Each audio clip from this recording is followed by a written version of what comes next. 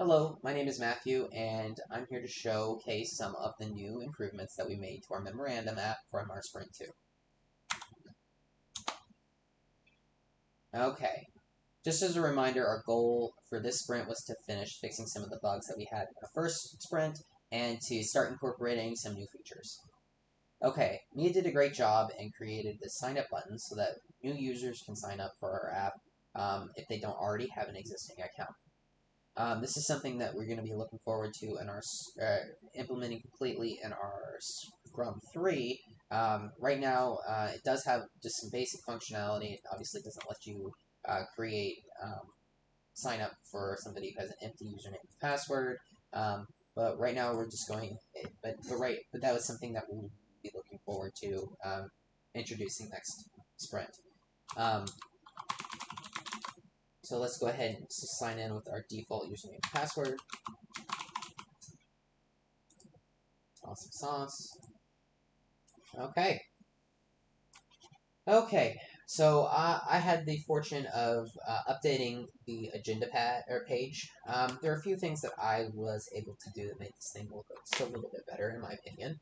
Um, all of the clickable links are in blue now, so that the user knows that they do something essentially. So blue, blue, blue, and the only exception is this delete button. It was previously a little X over here on the side, but I thought it made more sense. I didn't know it didn't really look right, and so I wanted there to be it show that it was actually a delete button. So that is in red, but everything else that is clickable is on blue. So the events go to the events page. The tasks go to the tasks page. The next thing that you might notice is I created a task completion bar. So it shows you how far along you are at completing the tasks. It does also work for the subtasks as well. So this subtask for this task 0% complete, but this task is overall 50% complete. They do change based upon how far along you are. Um, and I'll show you that in a minute. The events is pretty much the same. The stickers, that yellow format, pretty much the same, but I thought it would look more sleek, just how it is. We added a current topics list. We thought it would be important for teachers to be able to uh, show what topics that they're teaching that week to help plan out things. And then we also have a classes tab that's going to show the different classes that a teacher is in, or that they're working with that week or that year, I guess you could say, or a year by year basis. Um, so this is something that we're going to be implementing further on next time. We were able to create the backend JSON for that, so we have a JSON outline that has teachers or users, and each user, being a teacher, has a list of classes and a list of or each class has a list of students and topics. Um, and we're gonna be able to have that persist from user to user, and I'll have all that data. It does save and it does load. We just haven't been able to incorporate it into the app just yet. It's something to look forward to next sprint as we flesh more of this out. So I just want to show you the bar real quick. But before that, I did want to show you how Luong was able to create new tabs. So we thought it was important that as a teacher, when you're planning things out, that you have categories. So we had Nuang created the ability to categorize if it belongs to a tutor. It allows the teacher to assign it to particular people, a TA, a student, or a mixture of the both.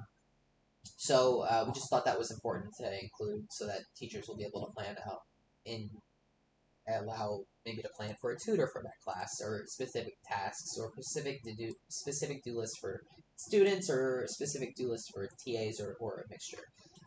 They don't have to put anything, but just thought it would be a good option to have. And just a new feature that allows maybe it makes it a little easier on teachers. Um, Going back to the progress bar, let's say we did some really great work and we updated our alpha task to 75%, and you can see the bar goes up. I also wanted to show that when the progress goes to 100, the task disappears, so does the bar. There you go. That task is gone, and so does the bar. So good visual representation of how far along you have in tasks for your projects. Um, Moving on, um, I just want to showcase this real quick. We have a new class sign up that Mia created. So as teachers get or or have more responsibility over more classes, they'll be able to create these classes that they can plan for. So let's say I'm a teacher and I teach math. And I've got 547 coming. Oh, sorry, 547. And this class is going to be called Really Hard Math.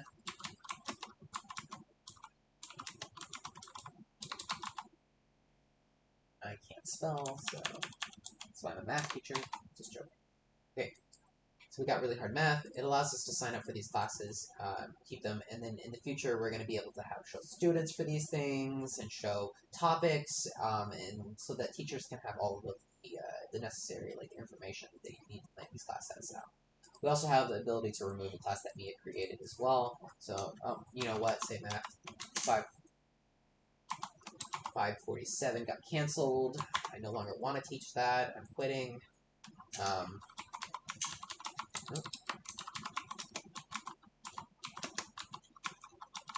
I can remove those classes from my planning. So that's a really great implementation. Great job, Mia. So we got that. And the last but not least, we just wanted to go over this. So we've got preferences tabs that were by Richard. He was able to ensure that the preferences tab they function normally, and that they can control how they interact with the program or how you interact with this program, and then how they and then that the configuration setting saves for the next time. So he was able to test that and write the Java doc for everything and create and ensure that everything worked. So he looked at the minimization, made sure that worked correctly. So we got asked for full confirmation.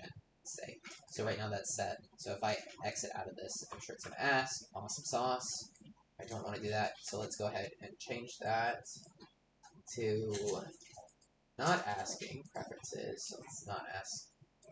I'm a teacher and I don't want to be asked that. There we go. So it does not ask.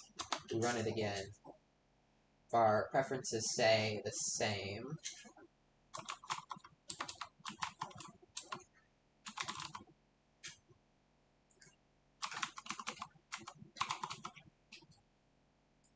we should not be asked again. Should just allow us to close out of this program. Boom, does. So, great job, Richard. That looks great.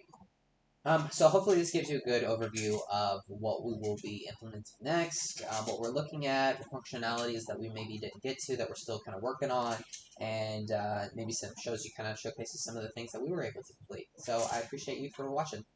Bye.